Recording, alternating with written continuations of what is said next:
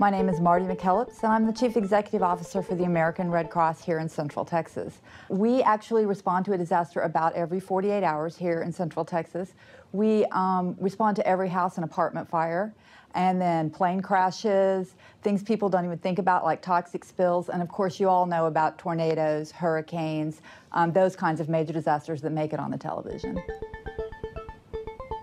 We have a broad range of services. The first thing we do is make sure everyone has a place to stay that night. So we provide shelter if that's needed. We replace food, lost clothing, bedding, those kinds of items.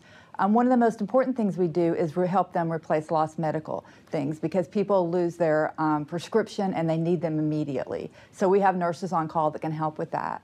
And finally, we have both caseworkers and mental health caseworkers to help people take those first steps toward their recovery because sometimes you just don't know what to do there when you're standing in front of your burned home, and we can help you with that.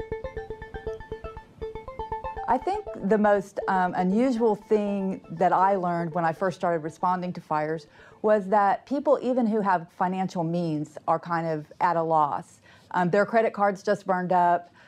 They don't have any clothes, they're wearing their pajamas, and they don't know how to take that first step. So the reaction is stunned, and luckily the Red Cross is there to kind of help remind them that they're not without resources. We'll get them a place to stay, we'll get them those clothes, and then we'll start working with them about how they replace everything else.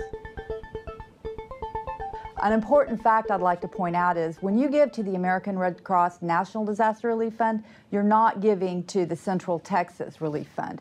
So if you want to support your neighbors, you need to give to your local chapter and give within your city to the Central Texas Red Cross. One of the biggest challenges we face in any kind of disaster in Central Texas is people are so giving and they want to look around their house and give us things that they no longer need. That can help, but it can also hurt because that becomes an issue. How do we clean that? How do we sort that? How do we store that? It became more expensive than just to simply provide new items for people. It is also very psychologically important that people be allowed to buy their own new things so that they feel a sense of empowerment in their recovery. So that's why the Red Cross provides a lot of financial assistance in the form of debit cards rather than a lot of stuff. And so we would encourage people to give money to allow people to work on their own recovery. The final issue to consider as a Central Texan is that that allows our economy in time of disaster to keep moving. Rather than just recycling things we already own, if you go out, you help those businesses who may also be in that emergency. I really want to talk a little bit about I live here, I give here, because that's a very important thing to the Red Cross.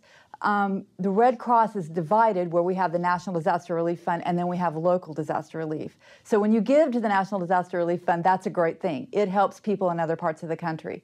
But those house fires that I talked about, those small disasters that help your neighbors, those are funded by your local dollars. $25 can go a long way to helping us help a family if you keep it local. So I live here, I give here hits me where I live. Please support that and support your Red Cross.